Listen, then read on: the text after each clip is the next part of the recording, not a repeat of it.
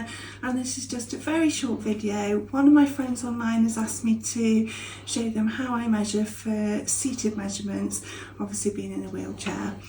It is a little bit different because when you sit down, your body obviously spreads. So the conventional way of measuring isn't going to work for all your measurements. And it is slightly different, obviously male to female, but I'll tell you what I do and then you can see how that applies to you. I don't really think there is a right and a wrong way of doing this.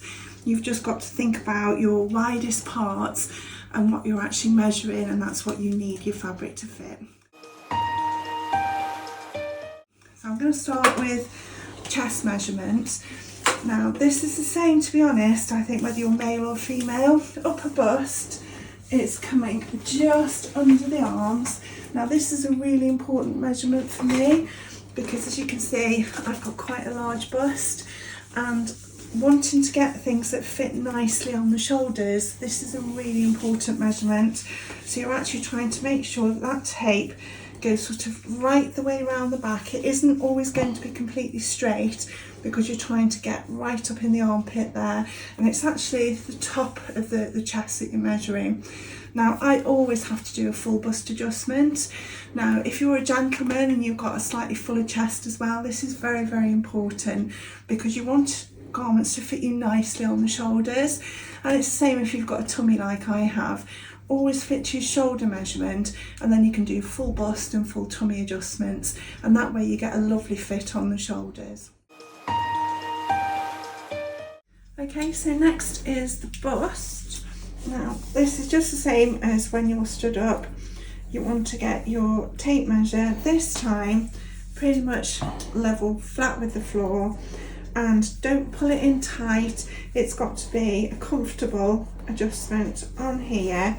So make sure you can perhaps just get your finger under there, and you're going around the fullest part of your chest. Now again, this is the same for gents. It has to be the widest part of the chest, and then that is your full bust measurement. Okay, so now we're moving on to the waist. Now the waist measurement, I've just had this tied for me because my fingers are numb. I'm not very good at tying, but this just is basically where you think your natural waist is going to be. So you tie a knot, and the best thing to do is have a good wriggle around and a stretch, because your natural waist, on me, you can see it's here. Now you would probably want to take it a bit lower down where you'd wear your trousers, but that is your natural waist. It's where, when you've got something tied around you, that is the part that this actually, naturally gravitates to. So that is my natural waist. So what I would do is put a little mark on there with a pen and a mark on there, and then I know that that's my natural waist. Now you can see, looking at me, that I've got quite a large tummy, and I also need to take this measurement because this is the measurement that I use when I'm doing a full tummy adjustment. So not only have I got my natural waist, I've also got this measurement here because my tummy is a larger tummy. Now a lot of gents are very similar to myself in that they've got more padding on the front, so this is another important measurement to take. So when I'm looking at my patterns, I have to make sure that the waist fits nicely, so it goes in nicely on the waist, but I can also do a full tummy adjustment to accommodate the tummy. Now this is the next measurement that causes all the problems when you're seated. Now if you look at my standing model, your hip measurement normally takes into account your widest part of the hips. So it would cover your tummy, your hips, any large area in the bottom here. That isn't so easy when you're sat down. What you've got to think is you're looking for the measurement that encompasses this.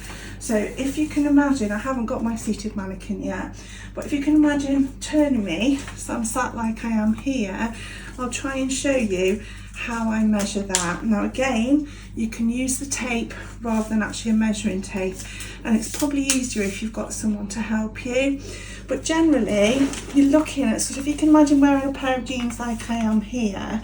I want that measurement to be sort of halfway around the pocket. It's kind of going to be in line with the fold of my leg because that's where my widest point is. So I take the tape round the back and then just bring it across. Now what I'm actually getting here, if I put my tape there, it's not flat to the floor, it is at an angle, but I'm kind of measuring the widest, I'm measuring this part across my hips and across my tummy. Now you may be somebody that you feel you are wider, sort of a little bit higher up or a little bit lower down. You have to accommodate your body shape, so you need that widest point.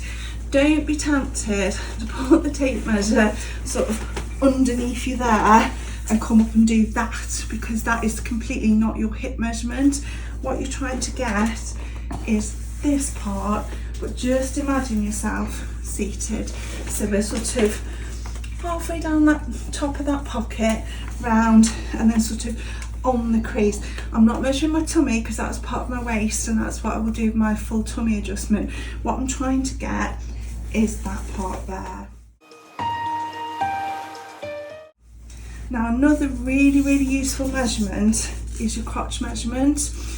Now there's probably loads of ways of doing this, but the way I did it to make sure I was accurate is I'd got an old pair of leggings that I know that centre line, that seam, is actually comfortable for me. That's where I would want my centre seam to be. So what I did is I've got a very long piece of ribbon, and we just tacked the centre of the ribbon on the centre seam, got into my leggings, and then I was able to pull the piece of string either side, and then I got really accurate measurement exactly where I wanted my sort of my waistband to be, my front crotch and the back crotch, and that gave me the full measurement. Because I think you can probably see my jeans now, when you're seated they ride down at the back, and so it's really important that you find that optimal sweet point as to where you actually want your trousers to come at the back. And you'll possibly find that you want them lower at the front, because your whole shape just kind of, if you imagine access, it pivots.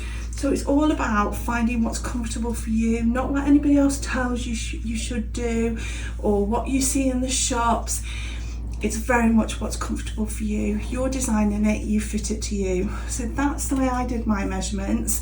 The other thing you can do, because you also find that your thighs tend to stretch, another really good measurement using the tape, the ribbon, is to actually get round under your thigh on the thickest part, because your thighs really spread when you sat down. So that's another useful measurement. And you can also use the ribbon for measuring your leg length as well. So most of your seated measurements you can actually do on your own. It is more helpful if you've got a friend, but I would definitely advise using something like a ribbon. Don't use something that can stretch, and something like a white ribbon or a pale coloured ribbon that you can just draw a line on, and then make sure you get them the right way round. Don't get them muddled up. That's why actually having them just tacked on at centre seam is really useful, because you know definitely which is your front crotch, which is the back. And that's really all I do when I measure. And then everything else is just adjusting patterns. Like I say, I know now that I always have to do a sway back adjustment, full bust, and 9 times out of 10 a full tummy adjustment, depending on the pattern. But the more you actually adjust and the more garments you make, the more you'll realise what you actually want and which measurements are important, and how much ease you want in a garment. Once you've got your initial measurements, then you know exactly what you're doing to alter it. So I hope that's been clear. If you've got any questions, just drop me a message and I'll do my best to answer.